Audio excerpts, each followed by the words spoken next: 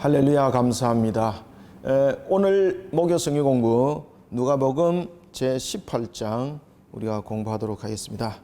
자, 누가복음 제18장은 불의한 재판관이 여러분 등장하지 않습니까?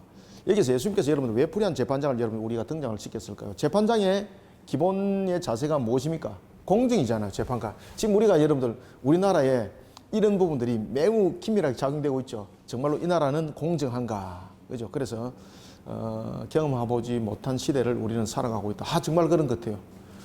정말 그런 것 같아요. 정말 지금까지 경험해보지 못한 시대를 진짜 살아가는 그런 것 같아요. 재판장. 그래서 재판장이라는 것은 재판장의 기본적인 부분들이 공의입니다. 공의. 그죠? 공의. 그런데 이 공의가 어떤 공의가 되어야 되는가? 뭐 이런 것들은 뭐 다음에 한번 보겠습니다만은 이 공의는 공의라는 것은 우리가 공동 질서 속에서 의견을 모아서 어떤 의를 형성하고 이런 것이 아닙니다. 사실은 공의라는 것은 모든 공의는 어디로부터 출발되어야 되는가? 하나님의 법도와 율례, 하나님의 말씀으로부터 공의가 출발되어야 됩니다. 하나님께서 모든 나라를 다스릴 수 있도록 법을 허락하셨거든요. 그렇기 때문에 그 법이라는 것들이 모든 것이 하나님의 공의에 의해서 입각해서 나와야 되는 것입니다. 칼빈이 그 이야기를 하고 있는 거죠. 그리고 이제 칼빈의 신학들을 배워 나왔던 그러한 후학들도 보면은 뭐 찰스 하치도 마찬가지고, 그다음 헤르만 바빙크도 마찬가지고, 리델 보스도 마찬가지입니다. 다 그 이야기들을 하고 있습니다. 뭐 겔드하우스 여러 가지 부분들에 대해서도 뭐 그런 이야기를 하고 있습니다만, 이 공의라는 부분들은 반드시 그 사회에 세워져야 될 어떤 질서에 대한 규범이지 않습니까? 그런데 이 재판장이 불의한 거죠, 불의. 재판장이 불의하다는 것은 결국은 이 불의가 어떤 속에서 나오는 것이겠습니까? 공의 속에서 나오는 것이 아니라 이것이 세상적인 측면에서 어떤 자신의 유익을 바라보는 측면에서의 불의가 지금 나타나는 거잖아요. 지금 이런 재판장이에요. 이런 재판장이 재판을 하는데 한 여인이 등장합니다. 이때에 이 재판장과 한 여인을 통해서 이 재판이 속히 진행되어지기를 원할 때에 이 여인은 재판장에게 계속 구하는 것이 공의대로 재판해 주세요. 그러는데 재판장이 재판을 안 하는 겁니다. 왜 그런가 하면 그 공의대로 재판하게 되면은 자신의 유익함이 없는 것이거든요. 그렇지만은 이 여인의 끊임없는 그런 요구에 의해서 재판장이 결국 이 요구를 들어주게 됩니다. 요구를. 이것을 통해서 예수님께서 주시는 말씀이 있습니다. 그것은 뭔가 하면은 이 부분들을 통해서 주시는 말씀이 뭔가 하면 기도에 대한 부분들입니다. 기도. 기도에 대한 부분들에 대해서 우리에게 인내함과 그리고 끊임없이 그 기도를 행하라라고 우리에게 말씀을 주고 있는 것이죠. 이 재판장에 대한 부분들을 통해서 우리에게 이제 그 기도에 대해서 이야기를 하고 있을 때에 제가 이제 그전에도 한 말씀을 드렸습니다만은 우리가 여러분 기도라는 것은 참 중요합니다. 그죠? 근데 기도는 우리의 요구사항이 아니잖아요. 우리는 대체로 이제 기도 그러면은 자신의 어떤 요구사항을 달성하려는 그런 의미를 가지고 있는데 하나님이 기뻐하는 기도와 하나님이 원하시는 기도가 있죠. 그 다음에 또는 하나님께서 우리의 필요를 구하도록 하는 기도가 있습니다. 그죠? 그래서 우리는 어떤 기도를 가장 기뻐할까? 그래서 기도는 여러 유형들이 있습니다. 그래서 기도의 유형들을 우리가 이제 보면은 제일 먼저 하나님이 원하시는 기도. 두 번째, 하나님이 기뻐하는 기도. 그 다음에 세 번째, 나의 필요를 원하는 기도. 나의 필요를 위한 기도. 뭐 이런 부분들이 있지 않습니까? 하나님이 원하지 않는 기도도 뭐 있습니다만 그런 부분들은 기도라고 말할 수 없는 거죠. 그죠? 그래서 기도는 하나님이 원하시는 기도가 있어요. 하나님이 원하시는 기도. 그 다음에 하나님이 기뻐하는 기도가 있는 거죠. 원하시는 기도와 기뻐하는 기도는 결국은 이제 이렇게 연결된다고 이제 볼 수가 있는 거죠. 그죠? 여러분들, 우리가 어떤 하나님의 나라의 일들을 할 때에 우리가 이제 하나님의 나라 일들을 하잖아요. 하나님의 나라의 일들을 할 때에 내 마음속에 이런 하나님 나라를 위해서 내가 이런 일들을 하고 싶어. 이런 일들을 좀 했으면 좋겠다라는 그런 마음들이 막 기쁨으로 일어나잖아요. 그러면 그 기쁨이 일어나는 것은 하나님이 그 기쁨을 같이 함께 느끼는 거예요. 그래서 그 기쁨은 나의 기쁨으로만 끝내는 것이 아니라 하나님이 함께 기뻐하는 거예요. 그 심령 속에서 우리를 지금 감동시키고 있는 것이거든요. 그것은 어떤 신호인가 하면은 무엇을 하라는 신호입니까? 그렇죠. 지금 하나님이 원하시는 기도입니다. 하나님께서 기도하라고 센서 주는 거예요. 기도하라. 그럴 때는 여러분들 기도하시길 바랍니다. 그렇지만 이런 기도들이 인내함이 있어야 되고 끊임없이 이루어져야 되는 것입니다. 그래서 하나님께서는 그 기도에 대해 응답할 때는 여러 가지 다각적인 측면에서 응답하십니다. 첫 번째는 우리에게 어떤 지혜를 주셔서 그것을 깨닫게 하시고 알게 하시고, 그 다음에는 두 번째는 환경들을 조성하여서 뭔가의 기도에 대해서 응답이 일어나게 하시고, 그 다음에는 세 번째는 하나님께서 결론을 바로 주실 때도 있어요. 그렇기 때문에 어떤 이 기도의 유형을 가지고 기도하지 마시고, 하나님 나라를 위해서, 그 다음에 하나님이 원하시는 기도는 결국 하나님 나라를 위해서 우리가 구하고자 하는 것 아니겠습니까? 그런 사역들을 펼쳐나가는 부분에서는 내 마음속에 근심과 염려가 앞서는 것이 아니라 기쁨이 막 생기고 감동이 생기잖아요. 그거는 하나님이 원하시고 있다는 거예요. 칼빈도 그 이야기를 해요. 그럴 때는 반드시 기도해라. 하나님이 지금 원하시고 계신다. 그때는 반드시 기도해라. 칼빈의 기도 강요에서 그 이야기를 하고 있어요. 왜냐하면 칼빈도 그런 것을 경험을 했다는 이야기잖아요. 그죠? 저도 그것을 읽으면서 맞아. 그거 맞아. 왜 그러면 저도 그런 경험들을 한 사실들이 많거든요. 그래서 여러분들이 이런 부분들은 반드시 기도하시길 바랍니다. 아시겠죠? 그죠? 하나님 나라를 위해서 뭔가 일을 하고자 할 때 내 마음이 지금 감동이 생기고 막 기쁨이 생기잖아요. 이건 하나님의 감동이고 하나님의 기쁨이에요.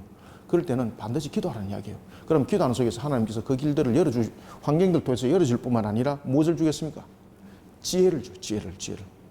어떤 일들을 어떻게 펼쳐나가는 부분에 대해서 오늘도 제가 이제 그런 부분들을 가지고 이렇게 기도 딱 하면서 하나님께서 딱 이렇게 어떤 이런 부분들을 조명해 주시더라고요. 이런 부분, 이런 단계를 거쳐서 이렇게. 그러니까 어떤 각도가 잡혀지는 그런 부분들이 있습니다. 그래서 반드시 기도하십시오. 근데 나의 필요를 위해서 기도하는 것에 이 부분도 분명히 우리가 마태복음에서 구하라. 그러면은 구해질 것이요. 두드리라. 그러면 열릴 것이요. 그죠? 찾아라. 그러면 찾아질 것이요. 분명히 말씀 줬잖아요. 나의 필요를 위해서도 분명히 기도하라 그랬어요. 그런데 이 나의 필요를 위해서 기도할 때도 이것이 정욕적이면 안 됩니다. 탐욕적이면 안 됩니다. 아시겠죠? 그죠? 그래서 항상 기도는 항상 우리가 신앙적 요소가 매우 필요하다는 것입니다. 이런 부분들. 그래서 이 한 여인이 기도할 때에 이 여인이 기도가 재판장에게 계속 요구하는 것이었거든요. 그러면 이 여인이 요구하는 것이 뭔가 하면요. 공의 입각함입니다. 공의 입각함. 아시겠죠? 개인의 어떤 탐욕, 자신의 유익, 이것이 아니에요. 예수님께서 그 이야기를 지금 하고 있는 거예요. 자, 그리고 이제 오늘 이제 기도에 대해서 이와 같이 이제 우리에게 또 말씀을 주고 있고, 그 다음에 이제 여러 가지 이제 영적 부분에 대해서 우리에게 바리새인과 세리의 비유에 관해서 또한 우리에게 주고 있습니다. 당시에 이제 보면은 이런 신앙관들이 보면은 기도에 대한 이 부분들도 바리새인과 서기관에 대한 부분들도 그리고 이제 그 한 세리에 대한 부분들도 이 기도가 함께 실려지고 있거든요. 바리새인의 부분들, 그 다음에 세리에 대한 부분들을 지금 비교하고 있습니다. 이 부분도 누가 신앙적 관점에서 기도하고 있는가 아시겠습니까? 이거를 예수님께서 비유를 주고 있는데, 이 바리새인의 기도는 율법적 측면에서는 100%에 100%. 그런데 예수님께서 이 바리새인의 기도는 신앙의 기도가 아니다. 신앙의 기도가 아니다. 그러면은 우리의 신앙의 기도는 무엇이 이루어지는 것이 참으로 중요한가? 그래서 예수님께서 세리를 통해서 무슨 기도를 우리에게 가르쳐 주고 있습니까? 회개 기도를 가르쳐 주고 있어요. 회개 기도. 이것이 제 18장 속에서 등장하고 있습니다. 그 다음에 이제 또 부자에 대한 부분들, 이런 부분들을 통해서는 우리가 가지고 있는 세상의 물질관, 아시겠죠? 그죠? 그 다음에 이런 신앙과 재판장과 신앙에 관한 부분들은 기도에 대해서 이 문제들을 다루고 있다면은 두 번째는 이제 신앙관입니다. 신앙관. 물질에 관한 신앙관. 이런 부분들이 이제 18장에서 내용들이 다뤄지고 있는 것을 볼 수 있습니다. 그 다음에 이제 죽음과 부활에 관한 부분들, 그 다음에 맹인을 고쳤던 사건, 이런 부분들이 쭉 18장에서 전개되어지고 있습니다. 그래서 이런 부분들은 전체적인 부분들을 기도와 이런 부분들을 다 묶어서 우리가 이제 본다면 제18장은 하나의 신앙생활적 관점 속에서 우리에게 나타나고 있는 부분들이 종교 행위적 모습으로 나타나면 안 된다는 것이죠. 자, 우리가 이제 18장을 우리가 한번 봅시다. 자, 18장을 보면서 이제 전체적으로 하나하나 그 내용들을 간추려 가겠습니다.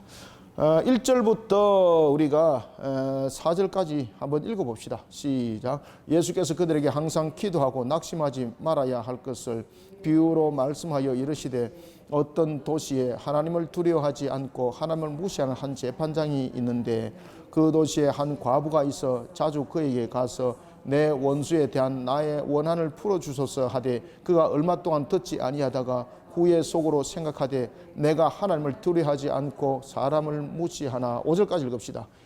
이 과부가 나를 번거롭게 하니 내가 그 원한을 풀어주리라. 그렇지 않으면 늘 와서 나를 괴롭게 하리라 하였느니라. 아멘. 자, 여기서 여러분들 보시면은 이 한 여인이 기도에 대한 비유를 통해서 예수님께서 한 재판장을 등장시켰고 한 여인을 등장시켰잖아요. 이 이유가 있습니다. 제가 서두에 말씀드렸던 이런 부분들의 내용들을 다 지금 담고 있는 거예요. 그래서 여러분들이 제18장을 묵상할 뿐만 아니라 우리의 기도 생활에 대한 부분들, 이런 부분들에서 이런 골격들을 가지고 있어야 됩니다. 그래서 기도는 보면은 하나님이 원하시는 기도가 있고 하나님이 기뻐하시는 기도가 있는데 이것은 하나로 묶어갈 수 있는 바운다리다. 그럼 결국은 하나님이 원하는 기도가 있고 내가 원하는 기도가 있다는 거죠. 크게 보면 두 가지가. 그럴 때도 모든 기도는 무엇이 중심이 되어야 되는 것입니까? 신앙적 관점을 절대 떠나지 마라. 신앙적 관점을. 그 다음에 어떤 필요에 대해서 기도할 때도 하나님 나라를 위해서 우리가 마음에 감동 감화가 생기고 기쁨이 생기는 것은 하나님께서 감동 감화를 주는 것이고 하나님이 함께 기뻐하는 것이거든요. 그때는 반드시 기도해라. 왜? 그 속에 하나님의 응답이 있습니다. 열어주는 길이 있고요. 칼빈도 거기에 대한 경험자였고 저도 경험자라고 제가 여러분들에게 말씀드렸죠. 자, 이런 기도에 대해서 예수님께서 비유로 말씀하실 때 재판장과 한 여인의 등장을 시키고 있습니다. 이 재판장은 어떤 재판장인가 하면 불의한 재판장인 거예요. 재판장은 원래 공의 가운데서 판결을 내려야 되는데 불의한 겁이에요. 불의한 재판장이에요. 왜? 그런 자신의 유익을 구하는 측면에서 뒷돈 받아먹고 판결 내어주고 이제 이런 식이었다는 것이죠. 그래서 이 판결을 내릴 때에 결국은 이 재판장 앞에 서는 자들은, 가난한 자들은 재판장 앞에 눈에 안 들어오는 거죠. 그죠? 그리고 그 가난한 자들의 재판들은 항상 맨 뒤에 미뤘다가 그냥 일률적으로 그냥 퉁 치는 이런 경향들이 있다고 보는 것이죠.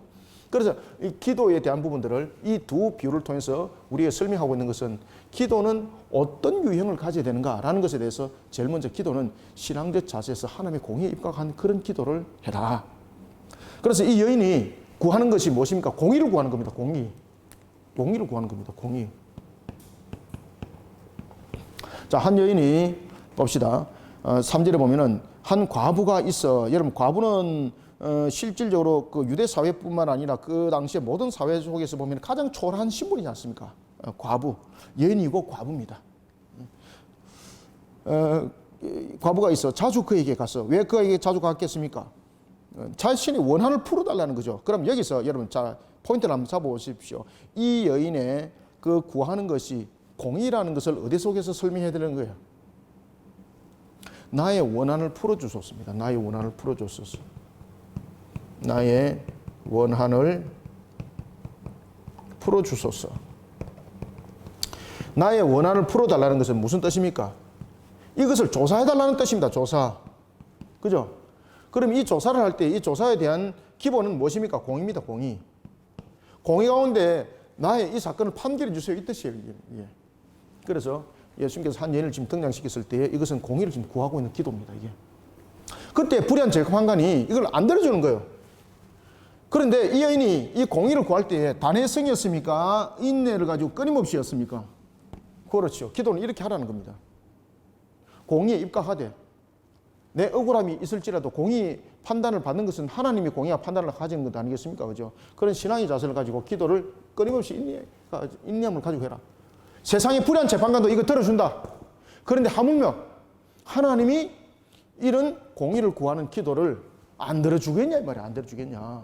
안 들어주겠냐. 그래서 이 부분들은 기도에 대한 부분들을 그냥 끈기만 가지고 인내만 가지고 기도하라는 뜻이 아닙니다. 이게 이 여인이 나의 원한을 풀어주소서라고 말할 때 이 원한을 푸른다는 이 원한은 조사의 방식이 공의잖아요. 그죠? 그래서 이 여인이 지금 구하는 것은 공의를 구하는 거예요. 공의를 구하는 거. 공정성 상태 속에서 기도하는 거예요. 그렇기 때문에 기도에서 무엇보다 중요한 것은 자신의 요구사항을 관철시키는 측면에서의 기도를 구하기보다는 항상 하나님이 원하시는 하나님의 나라를 위해서 기도하고 그 다음에 공의에 입각해서 기도하고. 자, 여러분들 우리가 기도할 때 내가 잘못했잖아요. 내가 잘못해서 이 문제 풀어주세요 이럴 때 그러면 내 잘못은 그냥 용납되어지고 모든 것을 응답받는 것으로 끝나는 거 아니잖아. 그죠? 내 잘못된 데 대해서는 반드시 이루어질 것이 있습니다. 그래서 그것이 뒤에 회개 기도가 나오는 거예요. 회개 기도. 그런 부분들은 회개 기도가 먼저다. 그래서 기도는 공의에 입각하고 그 다음에 뒤에서 제가 앞에도 섰죠, 그죠? 세리 부분에 대해서 이야기할 때 신앙 가운데 기도하는 관점 속에서 이야기할 때에 바리새인은 율법적인 측면에서는 100% 맞지만은 아니다, 그 기도는. 그래서 세리의 기도가 맞다. 무엇입니까? 세리는 자신의 형편과 환경을 가지고 회개 기도를 하거든요. 그래서 나의 잘못이 있고 나의 부분들이 문제가 있을 때는 자신의 구하는 요구사항을 기도가 아닙니다. 회개 기도입니다. 회개 기도. 아시겠죠? 그죠? 그래서 예수님께서 기도에 대한 부분들, 이런 신앙 관점에 대한 부분들을 이렇게 지금 가르쳐 주고 있는 거예요. 지금 요점 잘 찾았죠? 그래서 기도할 때에 이 여인은 분명히 공의를 구하고 있습니다. 그것이 3절 하반절에 나타났죠? 나의 원한을 풀어줘. 이 반드시 써놓으세요. 이 원한이라는 것은 바로 공의에 입각해서 조사해서 이거 판결해 주세요. 이 뜻이거든요. 그럴 때 그는 판결에 따르겠다는 뜻이거든요. 그래서 기도할 때는 항상 공의에 입각해서 기도해라. 공의에 입각해서. 그 다음에 공의에 입각하지 않은 기도는 회개로부터 출발해라. 그죠? 우리의 잘못도 반드시 값이 있는 거잖아요. 자, 이 여인이 5절. 4절 봅시다. 그가 얼마 동안 듣지 아니하다가 후에 속으로 생각하되 내가 하나님을 두려워하지는 않지만은 사람을 무시하지만은 이 과부가 나를 너무나도 번거롭게 하기 때문에 내가 이 기도를 안 들어주면 안 되겠다. 왜? 계속 찾아올 거니까. 그래서 이 재판관이 이 여인의 억울함을 들어주고 정의를 구현하는 측면에서 관심을 가지고 지금 재판을 여는 것 아니죠. 이 여인이 재판을 안 들어주면 계속 찾아올 거잖아요. 그런데 이 여인은 자신에게 뒷돈 바친 것 아니잖아요. 뒷돈 바친 거 아니다 보니까 받은 것이 없잖아요. 받은 것이 없기 때문에 자신의 유익한 판단을 내릴 것이 아니라 공정하게 판결을 내릴 수밖에 없는 조건이 형성된 거죠. 이해되시죠? 그래서 우리가 기도할 때는 자신의 조건적인 요구사항을 가지고 기도하지 말고 제일 먼저 첫 번째는 공의에 입각해서 기도할 때에 인내하고 끊임없이 기도해라. 끈기를 가지고 기도해라.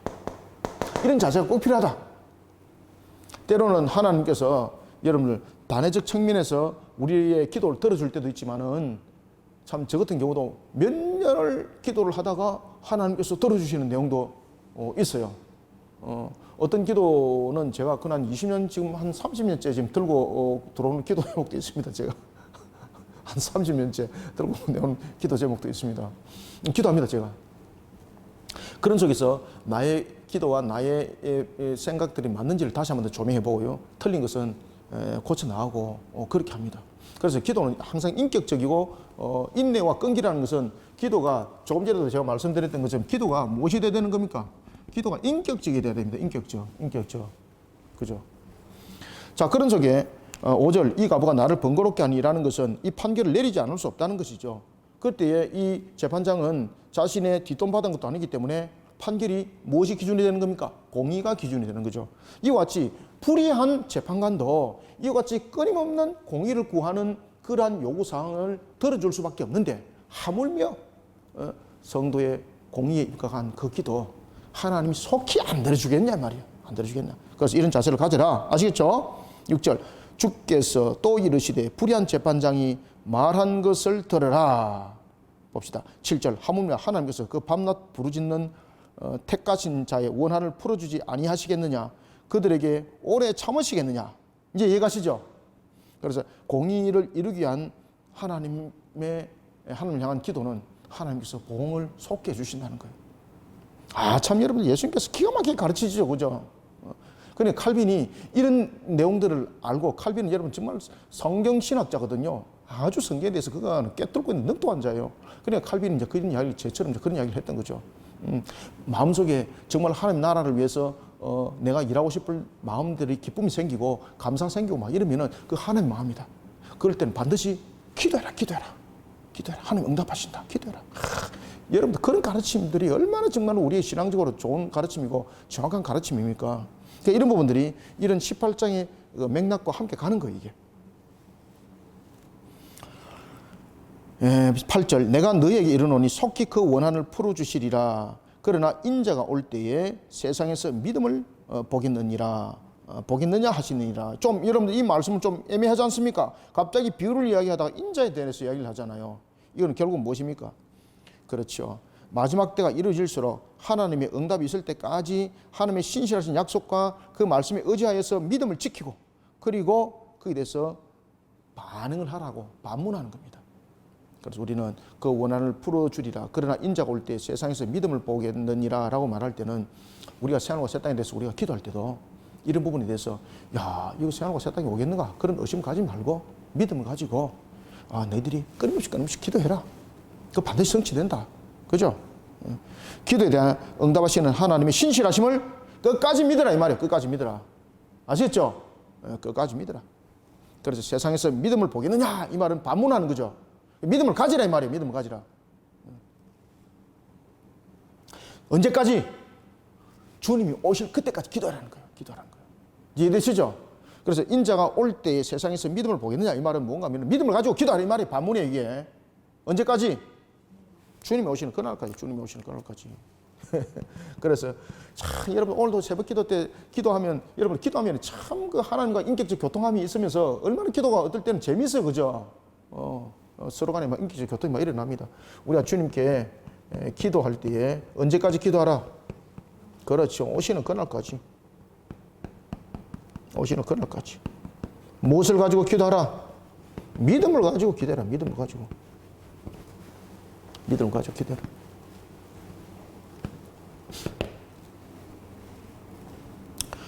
그러면서 예수님께서 기도에 대한 근본과 기본을 가르치는 거예요.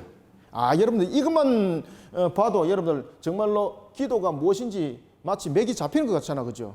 예수님께서 딱 이렇게 가르치는 거예요. 그런데 이제 기도에 대해서 실내를 이야기를 하는 거예요. 종교적 행위적 기도와 사실적 기도에 대해서 이야기를 하는 거예요. 그러면 하나님의 공의를 구하는 측면에서는 이렇게 기도를 하고, 두 번째는 우리가 바리새인과 그리고 세리를 통해서 이 기도에 대해서 비유 관점을 지금 주고 있습니다. 자, 봅시다. 9절부터 또 자기를 의롭다고 믿고 다른 사람을 멸시하는 자들에게 이 비유로 말씀하시되, 이게 누굽니까? 바리새인이죠. 바리새인. 10절 두 사람이 기도하러 성전에 올라가니 하나는 바리새인이고 하나는 세리였더라. 자, 여러분들 예수님 당시에는 보면은 이게 성전이 있으면은 성전이 보면은 안뜰과 이게 안뜰이고 이것이 바깥뜰입니다. 세리는 어디서 기도할까요? 예? 세리는 바깥뜰입니다. 바깥뜰. 바리새인은 어디서 기도할까요? 안뜰입니다. 안뜰. 이 기도하는데 이거를 구분합니다. 헌금을 할 때도 마찬가지입니다. 헌금을 할 때도 구분합니다.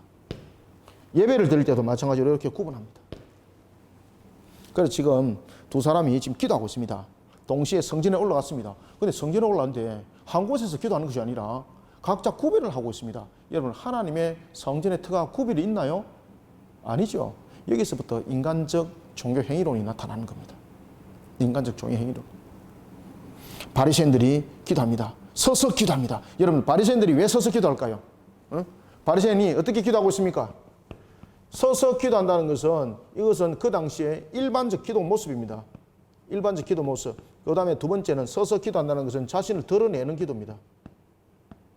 그죠? 서서 기도할 필요가 있나요? 그런데 이 기도는 당시에 이 바리새인들의 일반적 기도 유형이었습니다. 그런데 이런 부분들은 결국은 자신을 드러내는 기도라는 것입니다. 그래서 서서 기도한다는 것은 자신을 드러내고자 의식적으로 사람이 볼 수 있는 자리, 그 위치, 거기에서 지금 기도했다는 이야기죠. 그럼 여러분, 세리는 어떻게 했을까요? 서서 기도 안 했겠죠. 그죠? 쪼그려가지고 기도했겠죠. 그죠?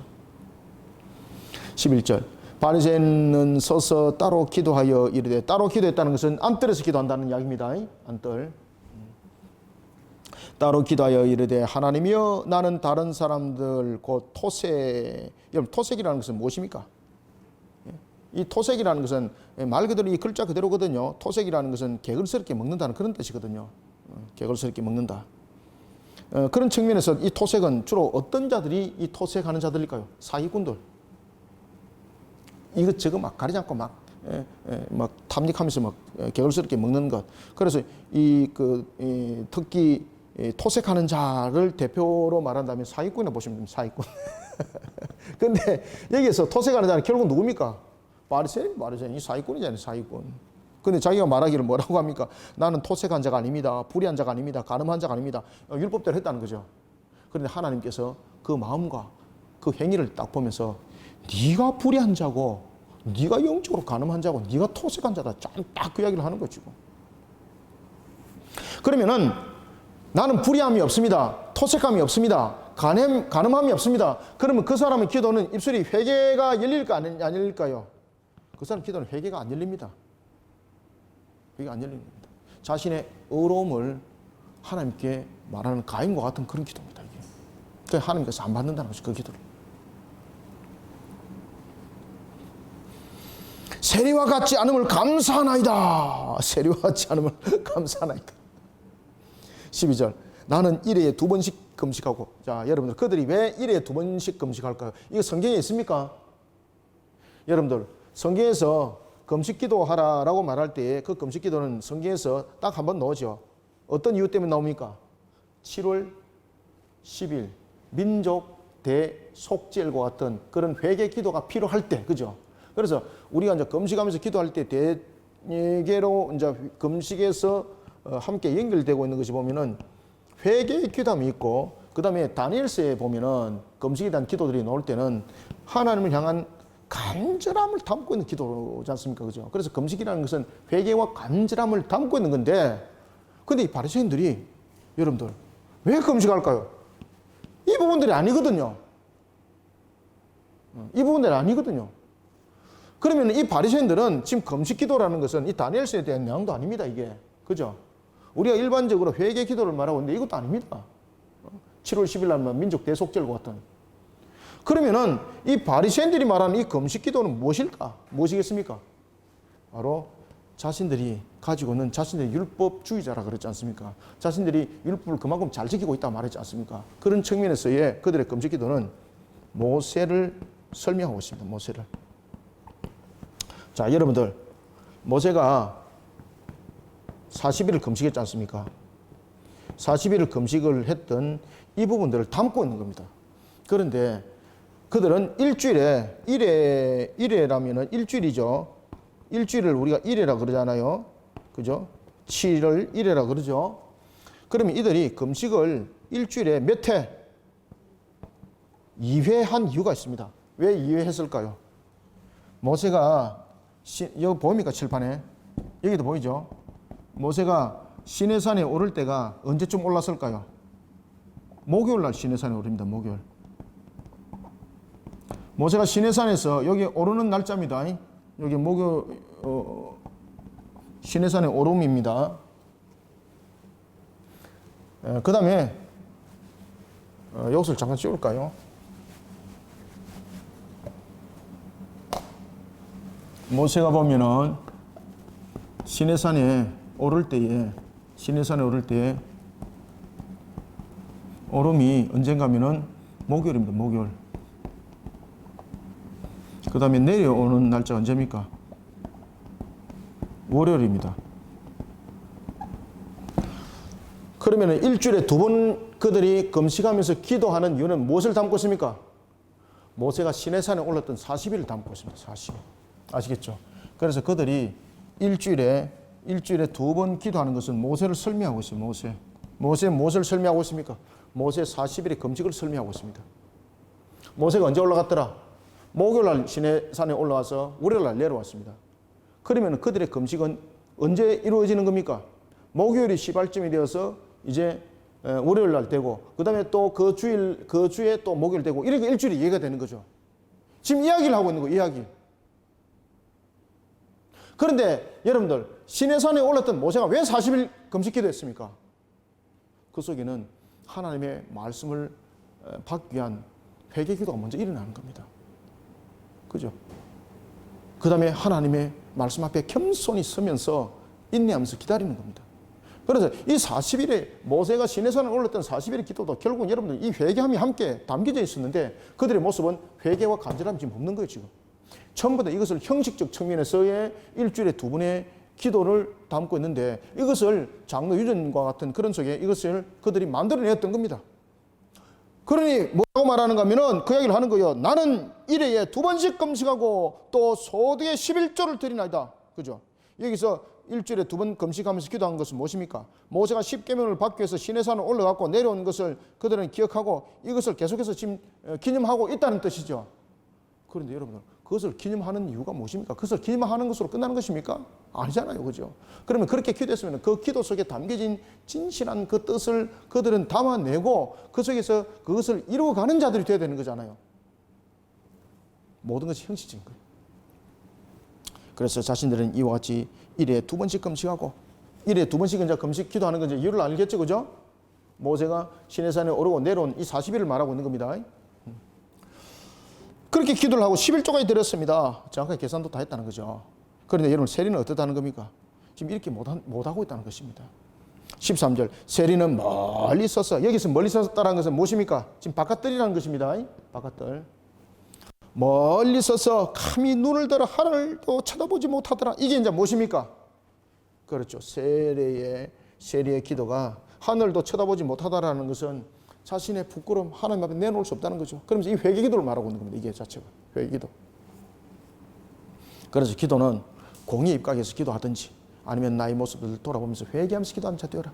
우리가 여러분 바리새인들이 자신의 율법을 다 지켰습니다라고 말하지만 그 율법이 종교 행위적 측면에서는 지켰는지 모르겠습니다만은, 다른 사람이 보는 관점에서 형식적 측면에서 틀 안에서는 지켰는지 모르겠습니다만은, 실질적인 그 법도와 규례는 안 지켰다는 거예요. 그러면은 그 행위적 측면에서 자신이 구하는 것은 자신의 자랑을 삼는 기도는 거잖아요. 자신을 드러내는 기도잖아요. 심지어 그들이 일주일에 2번 금식했던 것도 무엇입니까? 종교 행위적 측면에서 자신을 드러냄이잖아요. 이게 무슨 기도냐 이 말이에요. 이게 무슨 기도냐 이게. 13절, 세리는 서서 감히 눈을 들어 하늘을 쳐다보지도 못하고 다만 가슴을 치며, 이게 이제 회개 기도죠. 하나님이여 불쌍히 여기소서, 나는 죄인으로소이다 하였느니라. 14절, 내가 너희에게 이르노니 이에 저 바리새인이 아니고 이 사람이 의롭다 하심을 받았다. 이제 이해되시죠? 바리새인은 하나님 앞에 구한 것이 회개 기도가 아니잖아요. 자신이 그만큼 율법을 잘 지켰고 이런 부분에서 자신을 마치 하나님 앞에 보고서 쓰듯이 말입니다. 가인과 같은 그런 기도잖아요. 그죠? 마치 보고서 내듯이 내가 이렇게 열심히 일했습니다.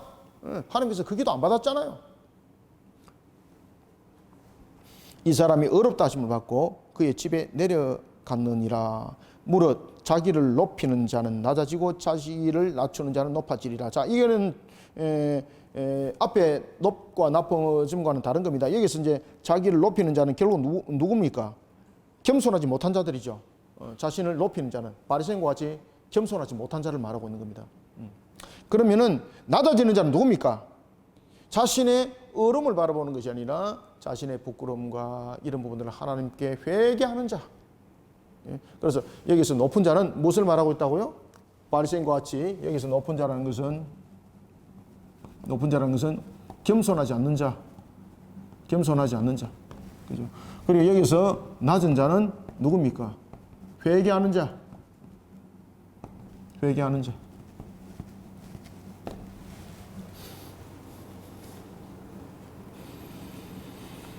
의롭다 하심을 받고 그의 집에 내려갔느니라. 무릇 자기를 높이는 자는 낮아진다는 것은 무엇입니까? 자신이 스스로 의롭다고 여기고 자신이 하나님 앞에 마치 보고서 쓰듯이 썼지만 하나님께서 그의 오히려 무엇을 봤다는 겁니까? 겸손하지 못한 무엇을 본 겁니까? 교만을 본 거죠. 교만을. 하나님께서 그런 교만을 봤다는 겁니다. 그래서 무릇 자기를 높이는 자는 낮아지고 자기를 낮추는 자는 높아지리라. 회개에 대한 부분에서 하나님께서 그 신앙을 받았다는 이야기입니다. 이 뜻입니다. 아시겠죠? 자, 그 다음에 이제 15절을 한번 봅시다. 자, 여기서 이제 어린아이에 대한 부분들에 대해서도 이제 등장을 하고 있는데, 이런 부분들이 뭔가 하면은 그 당시에 유대 사회 속에서는 여인과 어린아이는 인구 개수에도 이런 포함이 안 되어 있었습니다. 그래서 여기서 이제 등장하는 부분들은 어린아이는 소외된 자들, 다시 말하면 세상적인 측면으로 봤을 때도 인정받지 못한 자들의 어떤 대표성을 말하고 있는 겁니다. 여기서 어린아이. 그 어린아이가 주님 앞으로 나오는데 그 어린아이를 막는 거예요. 그죠? 그런데 주님께서는 말씀하십니다. 이 어린아이를 막지 마라. 그러면서 예수님께서 이제 제자들에게 또한 가르침을 주고 있는 것입니다. 자, 한번 봅시다. 어떻게 가르침을 주고 있을까? 15절 읽어봅니다. 사람들이 예수께서 만져주심을 바라보고, 여기서 만져주시는 것은 무엇입니까? 그 당시에 이제 이런 부분들이 굉장히 흔했었습니다.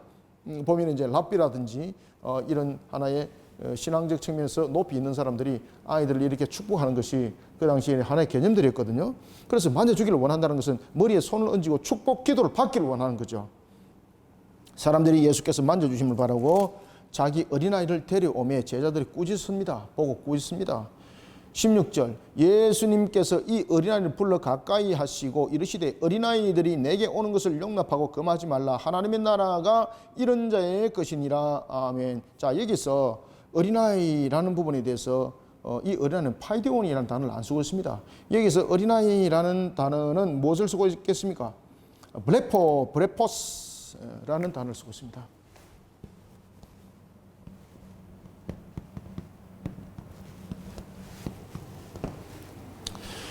이 단어가 이 단어가 뭔가 하면은 그냥 단순하게 어린아이가 아닙니다. 어린아이. 여기서 이 어린아이는 단순하게 뭐 갓난아이 같은 파이디온 이 부분들이 아니라 이 단어를 쓰고 있는 것은 뭔가 하면은 그 당시에 가장 무능하고 그 다음에 말 그대로 소외된 자들을 말하고 있습니다. 무능이라든지 무능함이라든지 소외됨의 상태 있는 그 상태를 지금 말하고 있습니다. 그래서 여기서 이제 어린아이라는 부분들에 대해서 블레포스라는 단어를 쓰고 있는 거죠, 그죠? 블레포스.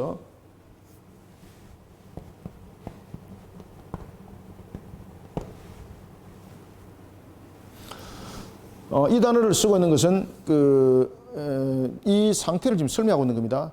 그래서 무능한 상태, 그리고 작고 소외되고 이런 상태, 이런 부분들을 설명하고 있는 거예요. 그래서 어린아이를 내게 오는 것을 용납하고 금하지 말라. 하나님의 나라가 이런 자의 것이다. 그러면은 이런 어린아이와 같은 마음의 이런 상태, 그가 무능하고 소외된 것으로 끝나는 것이 아니라 이 상태를 설명합니다. 상태를. 그러면은 이런 아이들의 상태는 어떤 상태가 있기 때문에 천국에 갈 것인가라고 말할 때, 그럼 정말로 이런 어린아이와 같이 무능하고 소외된 자들은 천국 가는가? 이게 아닙니다. 이 속에서 이제 이야기를 하고 있는 것은 주님께 나올 때 우리의 상태적 모습을 말하고 있습니다. 그것은 바로 뭔가 하면은 이 아이들이 주님께 나올 때의 그 자세가 무엇을 대변하고 있습니까? 말 그대로 순수함을 대변하고 있는 거죠. 여기서도 보면은 17절 내가 진실로 너에게 이르노니 누구든지 하나님의 나라를 어린아이와 같이라는 것은 바로 무엇을 말하고 있습니까? 신앙의 순결성, 그다음에 신앙의 순수성, 이런 부분들을 담고 있는 겁니다. 신앙의 순결성. 어린아이들도 여러분들 태어날 때 죄인으로 태어나잖아요. 그죠? 그렇지만은 어린아이들이 우리가 이 죄인으로 태어나지만은 어린아이들은 자신이 스스로 범죄하는 자리에 안 나서잖아요. 그죠? 그런 부분에서 순결성과 순수성을 이야기를 하고 있는 거예요. 그래서 하나님의 나라는 이와 같이 무능과 소외된 부분들을 가지고 제자들이 오지 마라 그랬잖아요. 그래서 하나님의 나라는 이와 같이 어떤 높고 낮음과 어떤 지위와 사람들의 관점에서 천국 가는 것이 아니다. 이해됩니까? 그리고 예수님께서 이런 아이와 같이 천국 간다는 것은 무엇입니까? 신앙의 순결성, 신앙의 순수함. 결국 여러분 무엇입니까? 이 인간들이 살아가면서 물론 아이가 원죄는 있지만은 아이도 태어나면서 다 원죄 상태에 태어나거든요. 그럼에도 불구하고 스스로 아이들은 자신이 스스로 자범죄를 범하지 않는 측면에서 지금 이 부분들을 이야기를 하고 있거든요. 그러면 이 부분들은 어떤 이야기를 담고 있는가 하면 결국은 천국 간다는 부분들에 대해서는 뭔가 하면 죄사함입니다. 죄사함. 죄사함을 담고 있는 겁니다. 사람들은 예수님께 나오는 것을 방법적인 측면에서 지금 구하고 있습니다. 그죠? 제자들에 대해서 지금 이 비유를 설명하고 있는 것은 천국에 대한 이야기를 갑자기 지금 끌고 들어오잖아요. 이것은 무엇인가 하면 주님께 나오는 길은 어떤 사람적인 방법과 사람적인 어떤 계산적인 측면에서 나오는 것이 아니라 신앙의 관점으로서 나와야 되는 것이었고, 이런 부분들에서 천국의 관점을 어린아이와 같이 연결시키는 것은 결국은 천국에 관해서 이야기할 때 무엇과 연결되고 있습니까? 죄사함입니다. 죄사함. 그래서 16절과 17절은 이와 같이 하나님의 나라에 속한 시민의 자격입니다. 하나님 나라에 속한 시민의 자격은 결국은 신앙의 순결성과 신앙의 순수성인데, 우리의 신앙의 순결성과 순수성은 우리 스스로 만들어질 수 있습니까? 바리새인들은 스스로 순결하다, 스스로 순수하다고 말했지만 하나님께서 뭐라고 말씀하셨어요? 아니다라고 말했잖아요. 그 속에서 여러분들 무엇을 우리에게 담고 있습니까? 죄사함을 담고 있습니다. 죄사함. 그래서 하나님 나라에 관한 관점, 우리의 신앙에 대한 관점, 이것을 담아내 갈 때에 너무나도 중요한 것은 죄사함에 따른 부분들을 통해서 설명할 때에 다시 한 번 더 설명합니다. 회개에 대한 신앙이 우리에게는 성화 과정 속에서 매우 중요하다는 것을 예수님께서 다시 한번 담고 있는 것이죠. 성화 과정 속에서. 자, 18절부터 이제 한번 봅시다. 자, 그러면 이제 부자 관리에 대한 부분들에 대해서 또한 설명을 하고 있습니다. 이것은 뭔가 하면 이제 누가 천국에 들어갈 것인가라는 것이죠. 그래서 예수님께서는 기도에 대해서 말씀하시고, 그 다음에 이제 기도에 대한 부분들뿐만 아니라 신앙에 대한 우리의 이제 관점들을 이제 설명하면서 제자들에게 계속 설명해 나가고 있죠. 이때에 부자 관리에 대해서 이야기를 하고 있습니다. 이것이 바로 뭔가 하면 세상의 물질관입니다. 자, 여러분들, 부자가 그 당시에 유대인들은 부자다 이러면은 그들은 어떻게 얘기했습니까? 하나님으로부터 축복을 받은 자, 일반적으로 이렇게 그들은 보고 있지 않습니까? 부자 관리. 부자 관리. 부자인데 또 관리입니다. 그럼 이 사람은 말 그대로 유대인들이 볼 때는 어떤 자라는 것입니까? 유대적 관점을 해봅시다. 유대적 관점에서는 하나님의 축복을 혼자 다 받은 사람이죠. 축복을 가득 받은 자들입니다. 무엇입니까? 부자라는 물질, 관리라는 권세. 어마어마한 축복이죠, 그죠? 여기서 분리해서 보셔야 돼요.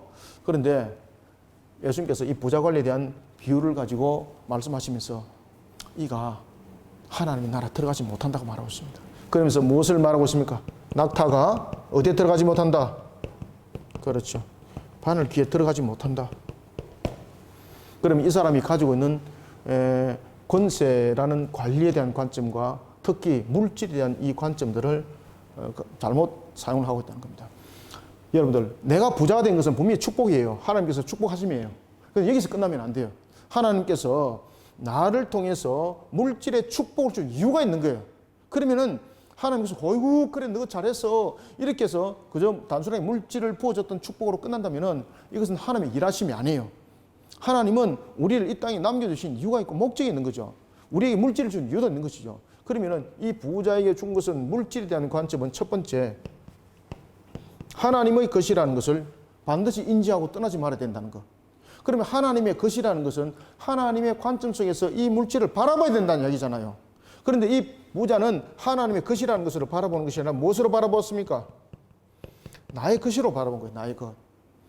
그러면 하나님의 관점에서 바라보게 되면은 이 물질관을 통해서 무엇을 돌아봐야 되는 겁니까? 그렇죠. 물질을 통해서 하나님의 형상을 돌아봐야 되는 겁니다. 여러분들, 우리가 보면은 하나님께서 자연을 가꾸라 그랬지 않습니까?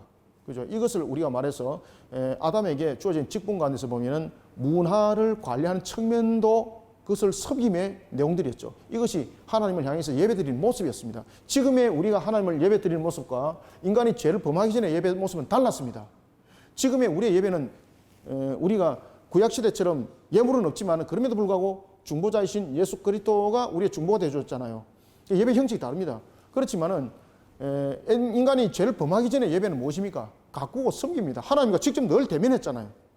그죠? 하나님과 늘 대면했습니다. 그래서 그 당시에 예배는 어떤 것이 형태인가 하면은 하나님께서 정복하라 다스리라 그러지 않습니까? 이런 부분에서 다스리는 부분들, 자연들을 잘 가꾸는 들, 이런 부분들이 하나님을 섬기는 것, 그것이 예배였던 겁니다. 예배. 지금의 예배가 다릅니다. 그때는 죄라는 것이 성립이 안 됐을 때인 것이죠. 그래서 죄가 성립됐을 때 예배와 그때 예배는 완전히 다르다는 것을 여러분들이 기억하셔야 됩니다. 자, 이래서 이제 부자가 하나님의 관점 속에서 물질을 돌아볼 때 항상 하나님 형상을 돌아봐야 된다는 거죠.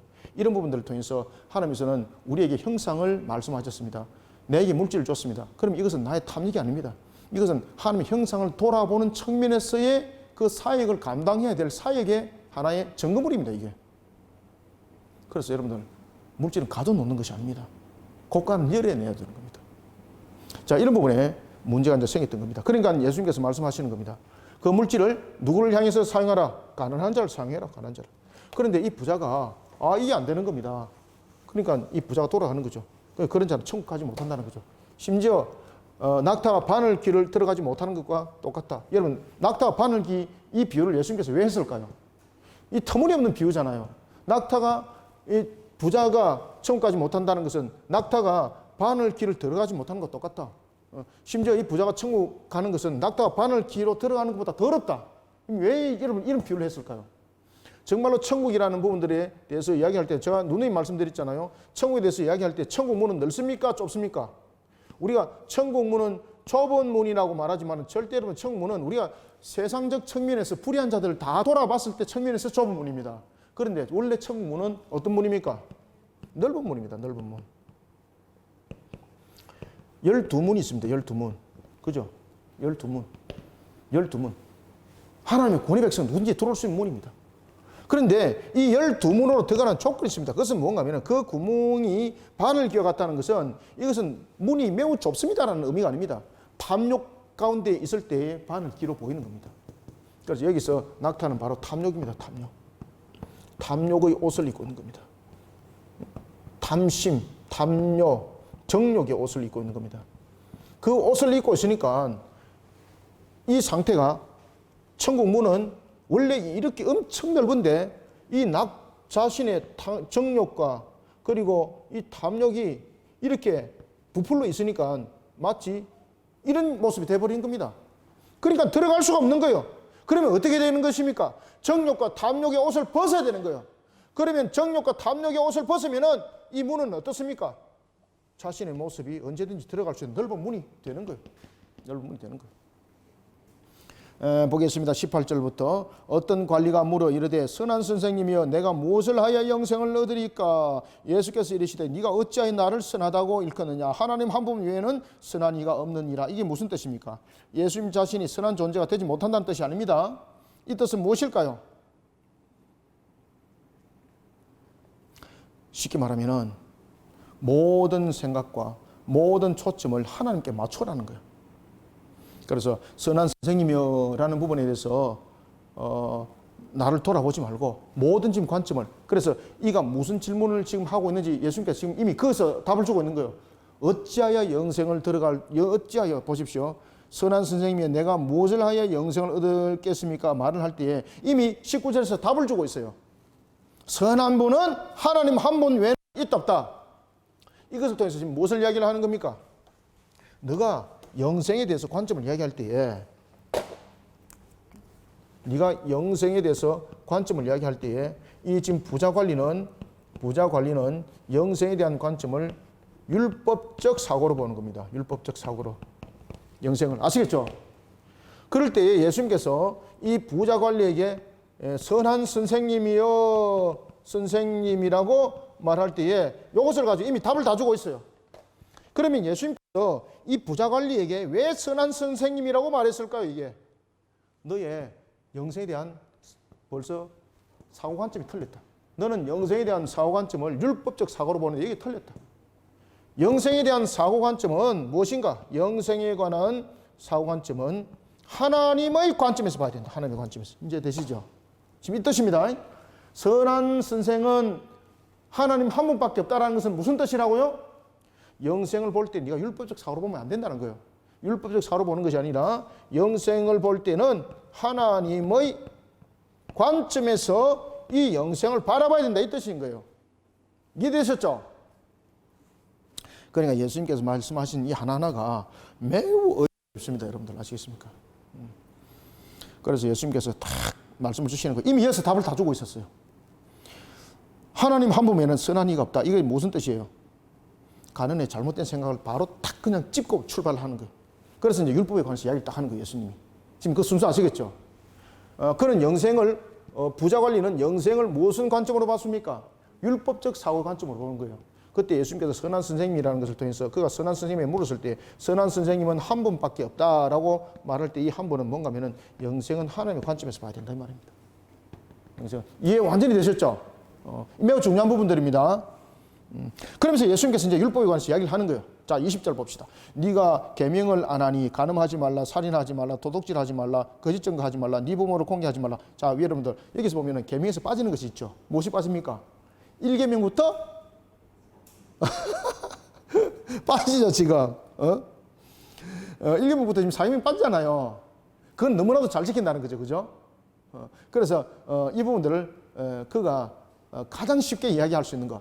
그러면 1계명부터 4계명까지는 물질적 관점에서 내용이 아니잖아요. 그런데 이제 5계명부터 내용들이 이제 쭉 넘어올 때 보면은 물질적 관점이 등장하잖아요. 그죠? 부모를 공경하라라는 부분에서도 고르반이라는 통해서 그들이 무엇을 말했습니까? 내가 부모를 공경할 만한 내가 물질이 없습니다. 왜 그런가 하면 고르반, 다 물질을 성전에 드렸습니다. 이러면서 이제 사기쳤던 내용들 있죠. 그래서 지금 예수님께서 왜 이 부분들을 1계명부터 4계명까지는 이야기를 안 하고 왜 5계명 이하를 이야기를 하는 것은 이 부자라는 부분에서 물질관을 지금 설명하기 위해서요. 물질관. 1계명부터 4계명까지는 물질관이 아니죠. 그죠? 물질관이 아니잖아요. 자, 글을 제가 좀 날치기를 쓰니까. 1계명부터 4계명까지는 여러분들 물질관이 아닙니다. 그런데 5계명부터 10번째까지는 물질관이 들어오죠. 그죠? 그래서 예수님께서 이 계명을 설명할 때 이 부분들을 설명하는 거예요. 이것도 구별 잘 하셔야 돼요.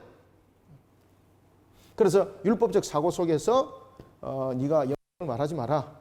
영생은 하나님의 관점에서 돌아봐라. 그러면서 무엇을 지금 돌아보게 하는 겁니까? 물질관에 대해서 바른 것을 지금 알게 하는 거예요. 그러면 그들의 유대적 물질관은 하나님의 축복으로 가득 채워진 자, 하나님의 축복이 바로 물질이 많은 것이 하나님의 축복의 관점이에요. 그 관점 잘못됐다는 것을 예수님께서 지적 딱 하는 거예요, 지금. 22절, 22절, 21절 봅시다. 여짜오되 이것은 내가 어려서부터 다 지켰습니다. 맞죠? 외형적으로 다 지켰죠. 근데 물질적 사고관이 잘못됐다는 이야기죠. 형식적으로 다 지켰다는 거예요. 자, 21절. 그러면 진짜로 물질적 사고관적인 측면에서 여러분들 봅시다. 여러분들 정말로 우리가 살인의 부분에서 잠깐 한 가지 봅시다. 자, 물질의 부분에 대해서 내가 그 사람을 살인을 안 했지만은 물질적 사고관적인 측면에서 살인죄가 성립이 됩니다. 어떤 경우가 하면은 내가 열심히 일해서 내가 많은 물질을 끌어모았습니다. 그런데 옆에 있는 사람이 가난하여서, 이거는 예수를 믿든 믿지 않든 모든 사람들에게 우리는 하나님의 일반적 은총 속에서 예수를 안 믿는 사람도 우리는 일반적 은총적인 측면에서 그들을 돌아봐야 됩니다. 우리가 구제하는데 저 사람이 예수 믿는 사람 아니면, 저도 옛날에 그랬는데 그게 잘못된 사고관점이에요. 그 신앙들을 우리가 바르게 좀 고쳐오고 바르게 점검해야 돼요. 우리가 구제해야 될 대상은요, 예수 믿는 사람만이 아니에요. 여러분들 하나님의 형상을 돌아보는 측면은요, 일반적 은총 속에서 모든 걸 돌아봐야 되는 거예요. 이 관점을 설명하는 거예요, 예수님께서. 이 관점. 한 가지 네가 부족한 것이 있다. 자, 여러분들, 내가 많은 물질을 끌어모았습니다. 그런데 나는 풍성하게 누립니다. 그런데 옆에 가난한 자가 굶어 죽어가고 있습니다. 내가 밥을 한 그릇 먹는데 나는 반 그릇만 먹어도 나는 충분히 살 수가 있습니다. 그러면 한 그릇에서 반 그릇은 생명을 유지하는 측면에서 남용이잖아요. 그런데 이 사람은 그 반 그릇조차도 없어. 굶어 죽어버렸습니다. 그럼 나는 이 사람에 대해서 살인죄를 범한 것이 아니잖아요. 그런데 실제적으로는 내가 그 물질을 가둠으로써 내가 이 사람을 죽인 겁니다. 살인죄입니다. 살인죄. 살인죄 적용됩니다.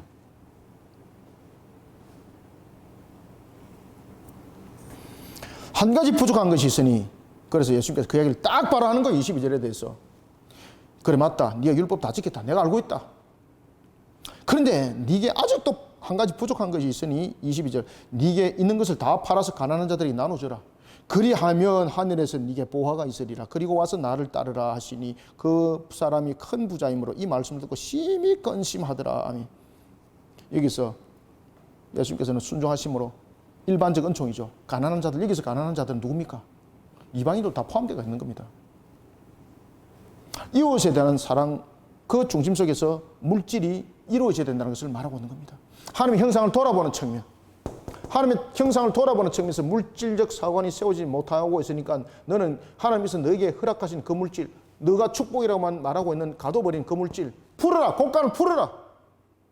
그죠? 곡간을 풀어라. 여러분, 코로나 때일수록 여러분 교회들이 재정이 많다고 자랑하지 마시길 바랍니다. 곡간을 풀어야 됩니다. 여러분들 형상 돌아봐야 됩니다. 책임져야 됩니다. 땅을 살 때는 이때다 이래가지고 뭐 건물 사러 댕기고 교회가, 이게 아니에요. 지금 형상을 돌아볼 때, 형상을 돌아볼 때, 아시겠습니까?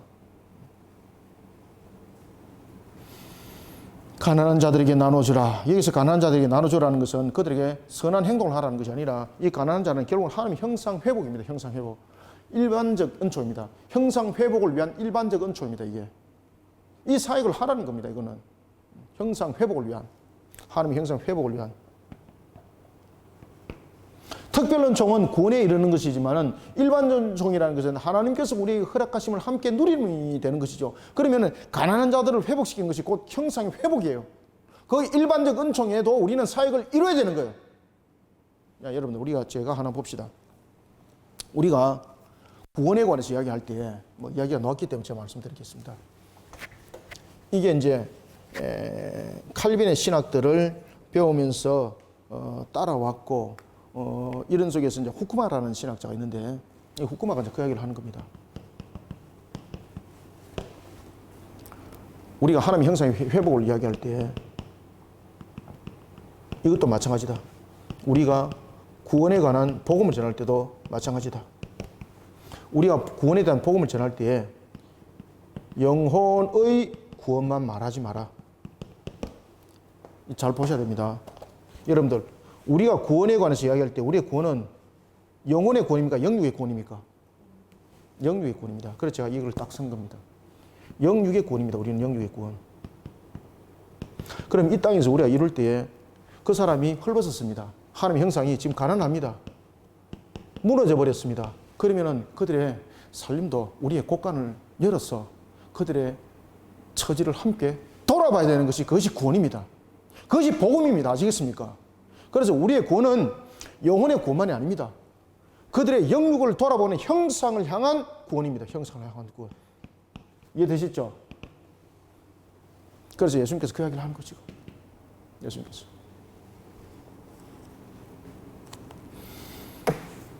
중요하기 때문에 다시 한번 드리겠습니다. 22절. 예수께서 이 말을 들으시고 이르시되 네가 아직도 한 가지 부족한 것이 있으니 네게 있는 것을 다 팔아. 이거 다 팔겠습니까? 그런데 주님께서 여러분 다 팔아라는 것은 뭡니까? 내가 그것을 어떻게 하리라? 네 곳간을 그렇지 채워주리라 이겁니다. 그런데 부자는 다 팔아 이러니까 다 없어지는 것처럼 여기는 거예요. 지금 이게 우리의 대체적인 인지적 능력입니다. 이게 다 팔아 가난한 자들 나눠주라. 그래야만 하늘에서 네게 보화가 있으리라. 그죠? 하늘에서만 보화가 있는 것도 아니죠. 주님께서 그 곳간 채워줘요, 여러분들요. 그리 와서 나를 따르라. 그럼 우리 교회가 비록 가난하고 사람들이 볼 때는 동장도 그 이야기 했잖아요. 우리 교회가 이제 연말에 이 지역을 돌아본 최초의 교회잖아요. 그죠? 최초의 교회고, 대형 교회도 하지 못하는 일들을 우리가 하면서, 라면 250박스를 이렇게 기증을 하고 이렇게 하니까, 금액으로 봐도 수백만 원이잖아. 그죠? 그래서 자기가 1년에 이런 계획을 할 때에, 이런 이제 그 교회라든지 절간이라든지 큰 데 가지고, 협조를 구한대요. 그런데 우리 교회는 바로 동사무소 근처에 있는데 가면서 그냥 지나갔대요. 왜 그냥 지나갔다 그럽니까? 자기 입으로 고백했어요. 쳐다보니까 야 초라해 보이고 이 가봐야 자신이 짐을 안을 것 같은 그런 느낌 드니까 그냥 지나가 버렸대요. 그러면서 큰 교회 가서 이야기하고 그리고 큰 절간에 가서 이야기했는데 아무도 안 도와주더라는 거죠. 그런데 어느 날 갑자기 누군가 툭 나타나가지고 아무 조건도 제시를 하지 않고 이 지역에 있는 가난한 이웃에게 이렇게 나눠주십시오 하면서 우리가 라면 250박스를 가지고 왔거든요. 깜짝 놀라는 게 있어요. 야, 저 교회가 우리를 함께 할 수 있을까? 아이고, 아니야. 라고 그냥 스쳐 지나간 교회는 이 지역을 섬기고 있는데 정말로 능력이 있고 그런 교회들은 아무도 안 돌아보더라고. 동장이 자신의 입으로 이야기를 하더라고. 심지어 그가 어디까지 갔다 이야기했습니까? 그걸 도움을 받기 위해서. 이단들이 인데까지 다 댕기면서 다 했다 그러는 거예요. 하나님 교회도 다니고 하나님 교회도 가보고 심지어 그 출석도 했다 그러더라고요. 그러면서 또 영화 증언도 가고 다 갔다 하는 거예요. 그런데 아무도 안 돌아보더라. 그런데 자신이 안 갔던 교회, 그것도 자신이 스쳐 지나가면서 초라한 교회, 아이고 이 교회 진짜로 힘들겠네. 여기는 올라가면 안 돼 하고 그냥 쑥 척서 지나간 그 교회에서 왔더라. 자신의 입으로 고백했습니다. 그래서 제가 그랬죠. 매년마다 저희들이 섬기겠습니다. 그러면서 저희들은 그냥 섬기나요? 하나님께서 문을 열어줬잖아요. 저희들이 손으로 뜨개질하고 온 것들을 저희들이 만들어가지고요. 그래서 그것을 가지고 판매액 전액을 우리는 기증을 다 했습니다. 전액을. 수익이 아닙니다. 전액을.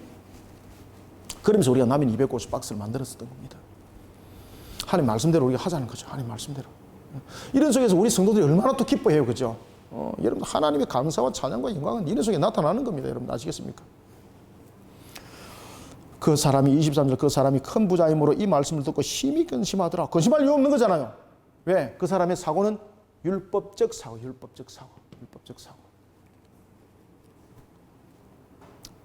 심히 근심하더라. 24절 예수께서 그를 보시고 이르시되 재물이 있는 자는 하나님 나라에 들어가기가 얼마나 어려운지 하나님의 나라에 들어가는 것이 아니라 잘못된 물질관이죠. 그죠?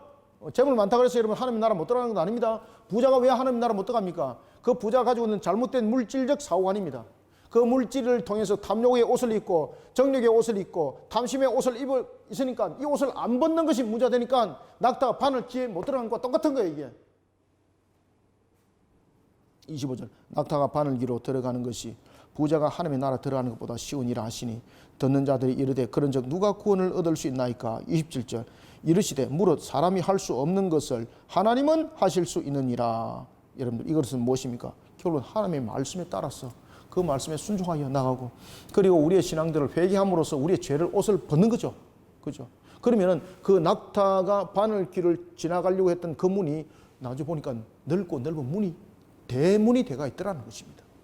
그래서 우리는 물질관에 대한 바른 사용, 그 다음에 우리의 회개함으로써 우리의 탐욕과 더러운 찢기에 그 옷을 다 벗어야 되는 거예요.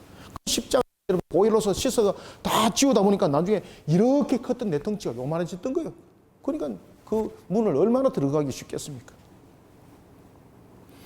26절 듣는 자들이 이르되 그런즉 누가 구원을 얻을 수 있나이까. 27절 이르시되 사람이 무릇 할 수 없는 것을 하나님이 할 수 있느니라. 28절 베드로가 여짜되 보옵소서 우리가 우리의 것을 다 버리고 주를 따랐나이다.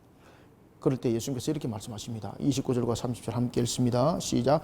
이르시되 내가 진실로 너에게 이르노니 하나님의 나라를 위하여 집이나 아내나 형제나 부모나 자녀를 버리는 자는 현세 여러 배를 받고 내세의 영생을 받지 못할 자가 없느니라 하시니라. 아멘.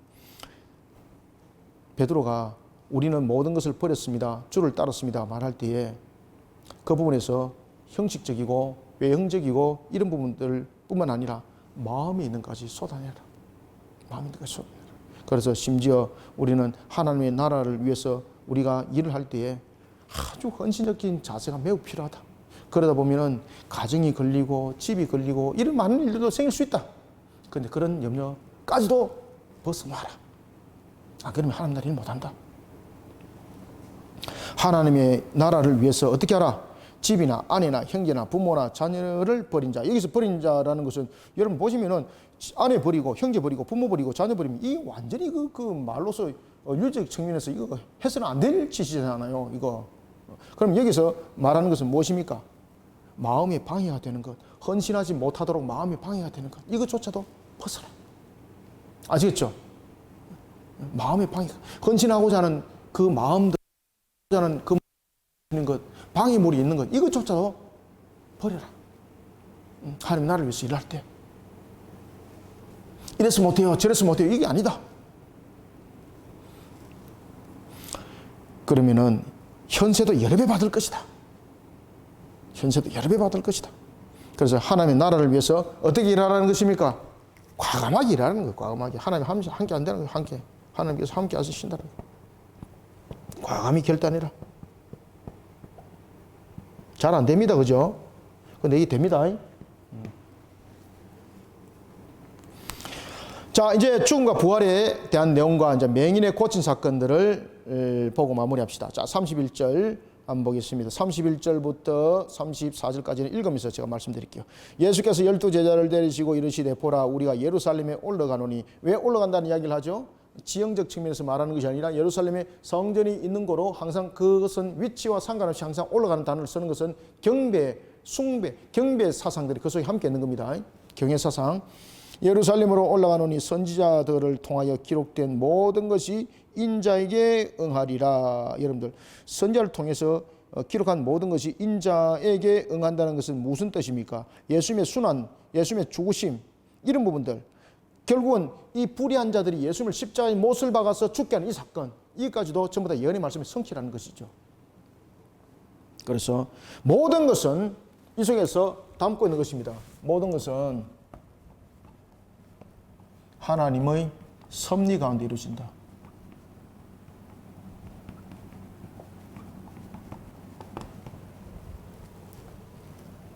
그러니 어떤 환난과 어떤 괴로움 속에서도 낭망하지 마라. 그 속에 하나님 함께하고 있다. 하나님 일하고 있다. 물론 고통이 옵니다. 예수님께서도 여러분 십자가 달리면서 엘리 라마 사박다니, 그죠? 아버지 어찌하여 나를 버리시나 이렇게 말을 할 수 있을 정도로 육신에 엄청난 고통이 있다. 그때도 하나님의 섭리가 있습니다. 하나님은 우리를 버리지 않습니다. 32절 인자가 이방인에게 넘겨져 희롱당하고 능욕당하고 침뱉음을 당하겠으며, 지금 예수님이 이제 십자가 사건에 대해서 능욕을 받는 사건들을 이야기를 하고 있는 거죠. 이 부분들을 통해서 모든 부분들을 우리에게 예수님께서 말씀해 주고 있습니다. 하나님의 섭리, 우리의 구원을 위해서 하나님의 섭리 반드시 믿으라. 33절 그들은 채찍질하고 그를 죽일 것이나, 이제 죽음과 부활에 관한 부분들, 십자가 순환사에 대해서 이야기를 하고 있죠. 그들은 채찍질하고 그를 죽일 것이나, 여기서 여러분들 예수님께서 왜 채찍질 받아야 됩니까? 이것이 바로 진노의 값을 지불하는 장면들입니다. 예수님께서 채찍을 맞아야 됩니다. 아시겠습니까? 이 진노의, 하나님의 진노의 값을 쏟아내는 거예요. 십자가에서 단순하게 죽는 것만 값이 아니었던 거죠. 예수님께서 만약에 십자가 죽는 것으로만 값이었다면, 제가 그 논문도 썼죠. 제가 십자가에서 단순하게 죽는 것 같으면 예수님께서 그냥 짠 오셔서 바로 죽는 거예요. 예수님께서 그냥 죽는 것이 값이면은 난지 8일 만에 할례 하고 그냥 죽으면 되는 거예요. 그죠? 근데 그 모든 과정들을 지켜야 되는 것은 바로 진노의 값이 있었던 겁니다. 채찍을 맞아야 될 이유가 있습니다. 그래서 그 채찍을 맞음으로 우리는 나음을 받았고, 여러분들 이사야서 53장 기억나죠? 그들은 채찍질하고 그를 죽일 것이나 그는 3일 만에 살아나리라. 여기서 여러분 살아난다는 것은 어떤 부분들을 의미를 하고 있습니까? 모든 것이 하나님의 섭리라는 것을 담고 있습니다. 여기서 살아났고라는 부분에서는 이 부분들을 어떤 단어를 쓰고 있는가 하면은 예수님께서 살아나심이 능동적 모습 속에서 지금 살아난다는 이야기를 한 거예요. 그래서 이런 부분들을 여러분들 또한 참고해 주시고, 34절 제자들이 이것을 하나도 깨닫지 못하더라. 이때는 아직까지 못 깨달았던 거죠. 왜? 유대 관점 속에 아직도 사로잡혀 있던 거죠. 그래서 우리가 여러분 가지고 있는 우리의 인본적 유한성 속에 가지고 있는 사고관점이 매우 우리를 신앙 속에 우리를 걸림돌 만들게 하고 있습니다. 우리의 과학 우선주의 아주 우리를 신앙적 측면에서 관점을 흔들어 놓고 있습니다. 그래서 우리는 신앙은 과학주의가 아닙니다. 신앙은 믿음의 관점입니다. 아시겠죠? 신앙은 이해의 관점이 아닙니다. 때로는 이해도 필요합니다. 그렇지만 이해를 넘어서는 것이 신앙이고 믿음입니다. 이해가 안 될 때 오히려 순종하고, 이해가 안 될 때 오히려 믿음 가운데 서는 것이 더 중요합니다. 판단하고 분별하려고 그러지 마십시오. 여기서 이제 살아난다는 것은 하나의 그 말 그대로 예수님이 죽으시면서 단순하게 그냥 시간이 지났기 때문에 일어나는 것이 아니라 능동적 모습을 담고 있는 거예요. 그래서 그것이 이제 우리의 의가 되는 것입니다. 제자들이 이것을 하나도 깨닫지 못하더라. 그 말씀은 감춰졌으므로, 여기에서 이제 감춰졌다는 것은 아직도 이들이 가지고 있는 사고, 유대적 관점 속에 있는 이들의 모습들이 아직 벗어나지 못했다는 이야기입니다. 그래서 이 감춰졌다라는 것은 제자들이 예수님을 따르기 시작할 때부터 지금까지 단 한 번도 예수님의 순환사를 그들은 이해하지 못했다는 것이죠. 그 이해하지 못했던 것이 무슨 의미 속에 그들이 나타났던 것입니까? 유대적 관점 속에, 자신들의 사고 관점 속에서 충돌이 일어났던 거죠. 그래서 예수님께서 이런 부분들이 무엇인지를 예수님께서 죽으시면서 부활하시면서 이것을 다 알게 하시는 거예요. 지금까지도 한 번도 깨닫지 못했던 십자가 순환사, 그 말씀이 감춰졌다는 것은 예수님께서 그때 숨겼다는 것이 아니라, 그때는 그들의 유대적 관점 속에서 이 유대적 관점이 덮여져 있다 보니까 하나님의 말씀을 못 깨닫는 거예요. 하나님의 말씀이. 그래서 예수님께서는 이 부분들 전부 다 산 현장 속에서 다 보여주잖아요. 이제는 십자가에서 말씀 그대로 고난 받으시고 죽으시고, 그리고 3일 만에 부활하시고 제자들에게 직접 나타나셨죠. 그리고 40일 가르쳤죠. 그죠? 그리고 예수님께서 또한 그들에게 권능을 줬죠. 바로 오순절 사건이었습니다. 마가다락방에서. 그러면서 그들이 그 권능이 무엇인지를 알고, 예수님 말씀하시는 게 무엇인지를 알고, 그들이 그렇게 또한 복음을 전하면서 열심히 했지만은 그들의 사고는 여전히 남아있는 것이 있다. 그것이 뭡니까? 유대리즘. 유대인들만의 복음을 또 외쳤던 것입니다. 그러니까 예수님께서 제자들에게 줬던 사도행전 1장 8절의 말씀을 이루기 위해서 어떤 사건을 일으키죠? 두 가지 사건을 일으키죠. 첫 번째는 스데반의 순교 사건, 두 번째는 예루살렘이 강력한 탄압을 받게 만드는데, 로마를 통해서 탄압받는 것이 아니라 누구를 통해서 탄압받습니까? 사내들인 공의를 통해서 탄압받게 만들어요. 제가 한번 가르쳐 드렸죠. 사내들인 공의를 통해서 탄압받는 이유가 무엇이라 그랬죠? 사마리아를 가도록 하기 위해서입니다. 자, 로마인들의 관점 속에서 탄압을 받는다 그러면 그들은 사마리아 갈까 안 갈까요? 안 갑니다. 왜? 사마리아는 부정한 곳이라 그들은 BC 724년을 722년의 사건들을 그들은 너무나도 잘 인지를 하고 있기 때문에 세 가지적인 측면에서 혼합을 이루었던 거, 그죠? 안 갑니다. 지역적 혼합, 혈통적 혼합, 아브라함의 혈통이 혼합돼 버렸죠. 그다음에 종교적 혼합, 안 갑니다. 그래서 그들은 그곳을 부정한 곳이라 얘기했고, 그리고 예루살렘을 지나갈 때 사마리아 절대 안 지나갔죠. 직통으로 지나가면 3일 내지는 일주일 빨리 갈 수 있었죠. 뺑 돌아가는 거 이게. 왜? 그곳을 지나가게 되면 자신들이 부정한 자가 되어서 예루살렘 못 간다는 이야기죠. 이해되시죠? 그렇기 때문에 로마 정부로부터 박해를 받게 되면 그들은 사마리아 안 갑니다. 소외된 자들에게 안 갑니다. 자신이 원하는 유대 사회 속에 다시 숨습니다. 그래서 이 잘못된 유대리즘을 깨뜨리기 위해서 유대 하나의 중심 세력이었던 사내들인으로부터 공의로부터 박해를 받게 만들어요. 그러니까 이들이 어디로 도망가겠습니까? 사내들인 공의가 부정하게 여겼고 유대인들이 부정하게 여긴 땅이 어딥니까? 사마리아. 그래서 그들이 어디로 도피합니까? 사마리아로 도피해요. 사마리아로 제일 먼저. 그래서 사도행전에 보면은 복음이 이방인들에게 전거되었던 제일 먼저 땅이 어디 땅입니까? 사마리아입니다. 사마리아. 그래서 예루살렘 교회에서 깜짝 놀라죠. 이방인들에게도 복음이 전거되는가? 그것을 확인하기 위해서 예루살렘의 제자들이 사도들이 중심이 됩니다. 어디로 갑니까? 사마리아에 확인하러 가잖아요. 여러분들 아시겠습니까? 그래서 우리가 이 제자들이 감춰졌던 것들 깨닫는 것도 우리의 잘못된 사고관점이 함께 깨져야 되는 겁니다. 그래서 우리의 잘못된 사고관점들을 하나님의 말씀 안에서 깨뜨려야 됩니다. 그렇지 않으면 항상 우리의 관점들이 하나님의 말씀을 우리의 이해와 판단으로 자꾸 만들어 가려고 하다 보니까 이건 신앙이 아니라 완전히 신악이 되는 겁니다. 신악이.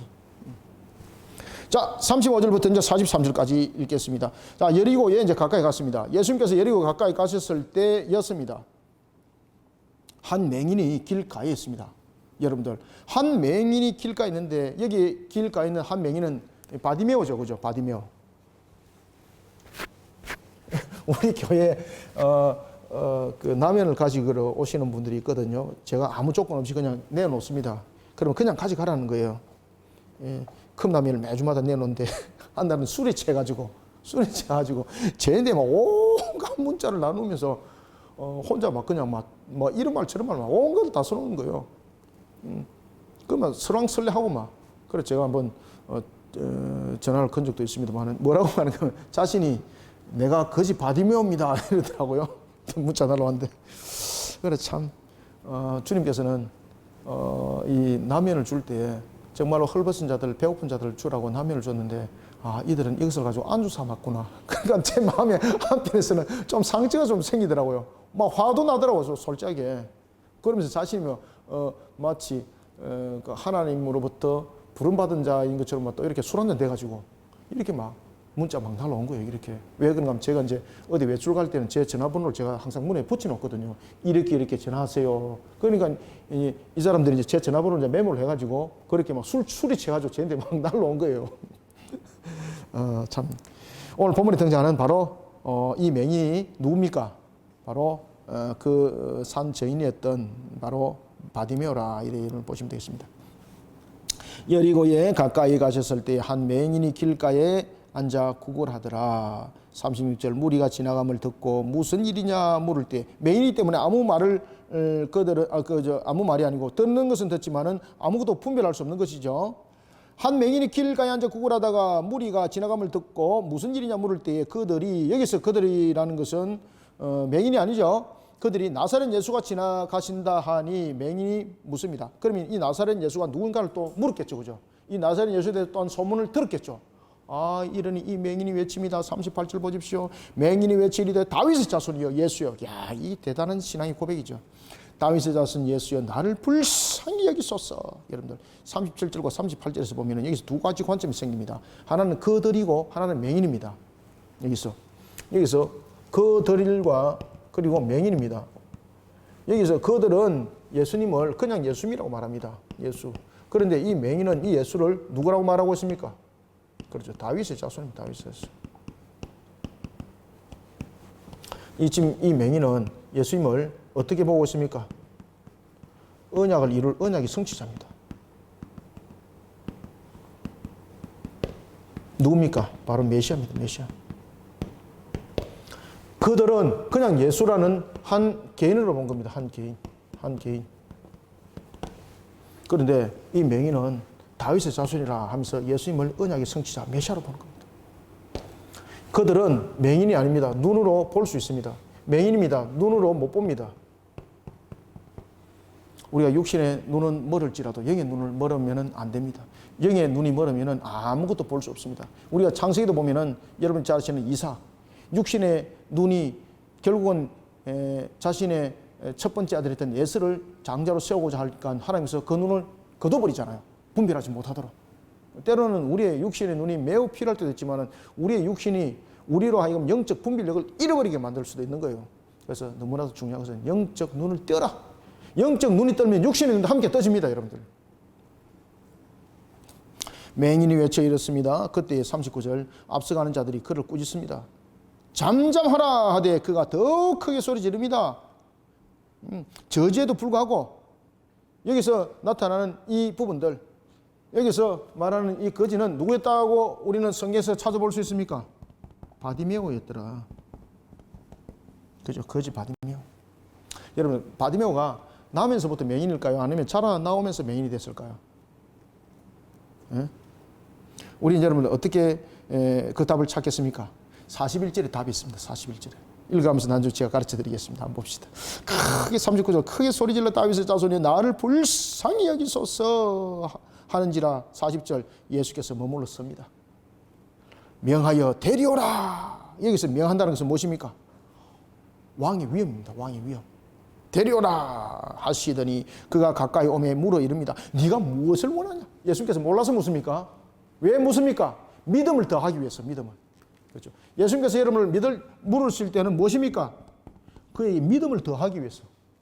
예수님께서 우리가 기도합니다. 기도할 때 주님께서 물으세요. 네가 무엇을 원하느냐? 몰라서 묻습니까? 아니죠. 우리에게 무엇을 더하기 위해서? 믿음의 확인도 있지만 믿음을 더하기 위해서입니다. 그렇죠. 41절 네가 무엇을 하여 주기를 원하느냐 이르되 주여 보기를 원하면 여기 답이 있습니다. 별표 딱 지었어요. 여기서 여러분들 본다는 것은 아나블레포라는 단어를 쓰고 있어요. 아나블레포.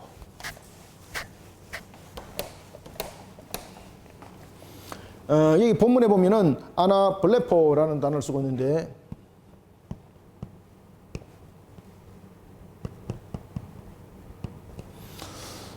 여기서 하나 빠졌네. 오케이.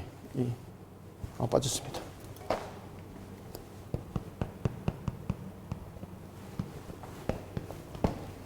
여러분들, 이 아나블레포라는 이 단어는 무슨 뜻인가 하면은 본다는 뜻이거든요. 내가 보기를 원한다는 뜻이거든요. 이 단어 속에는 무엇이 있는가 하면은 자신이 맹인이 된 부분들이 나면서부터 아니라는 뜻입니다.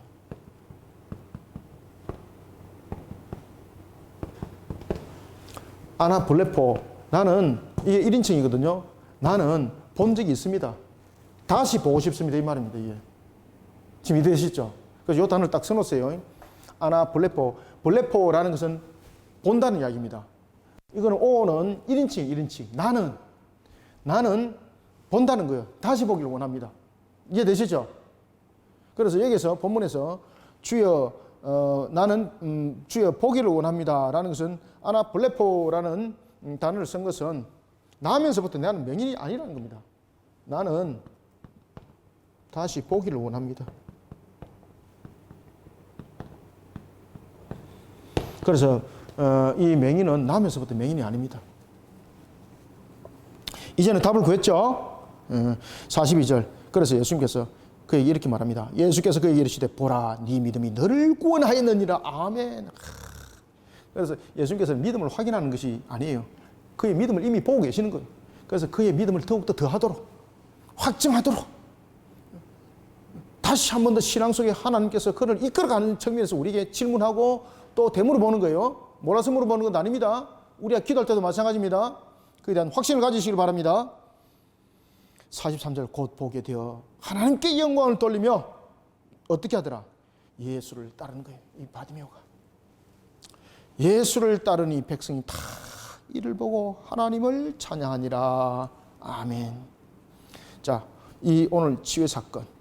결국 이제 예수님께서 믿음의 관점들 다시 한 번 더 재설명하면서 제 18장이 누가복음이 마무리가 되고 있습니다. 그리고 이제 19장 이제 사교 사건들이 이제 계속해서 누가는 전개해 나가고 있는 것을 우리가 볼 수가 있습니다.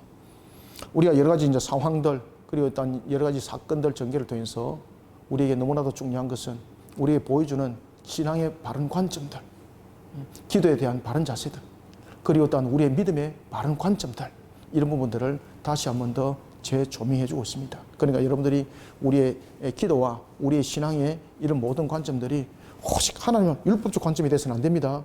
율법적 사고관점은 우리를 더욱더 올무로 메어서 우리를 그냥 물에 구렁텅이에 던지는 것밖에 안 돼요.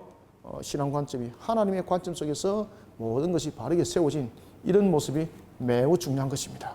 이것을 잘 여러분들이 체크하시고 신앙에 많은 도움이 되길 바랍니다. 그러면서 새하늘과 새 땅을 바라보는 우리 모든 성도가 되기를 주님의 이름으로 축원합니다. 하나님 아버지 감사합니다. 주님께서 베푸시는 은혜 가운데 오늘도 우리를 세워나가게 하시고 하나님의 나라와 그 영광을 보게 하시니 감사합니다. 누가복음 18장을 통해 우리에게 하늘의 장막을 열어주시고 은혜 단비를 부어주시니 감사합니다. 주신 말씀이 우리를 감동 감화할 뿐만 아니라 하나님이 주신 생명의 말씀이 꼴이 되게 하여 주시고 양식이 되게 하여 주시고 오늘도 이 땅을 살아가는 능력의 말씀으로 나타나게 하여 주옵소서. 믿음을 다하여 주옵소서. 하나님 앞에 구하는 기도도 우리에게 다시 한 번 더 간구하는 무릎, 분명한 신앙을 가지고 인내하며 또한 달려가고자 하는 우리의 기도, 주님의 인격적으로 우리를 교통하여 주시고 또한 위로함이 만짐이 함께 있게 하여 주옵소서. 우리의 연약함을 아시고 부족함을 아시고 우리의 무지하심을 아시는 하나님께서 우리를 또한 인격적으로 조명하여 이끌어 인도하여 하나님의 나라를 위해서 힘있게 일어서기를 소망합니다. 이 시대 코로나가 우리를 넘어뜨리는 조건이 아니라 오히려 하나님 앞에 견고히 서라고 우리에게 주시는 신앙의 센스고 메시지인 줄 압니다. 이 사명들을 통해서 또한 우리 모든 성도들 우리 교회가 사명 사역을 행하고자 하니 우리에게 콘텐츠 사역들도 힘있게 일어서게 역사하여 주옵소서. 예수님의 이름으로 기도드립나이다. 아멘.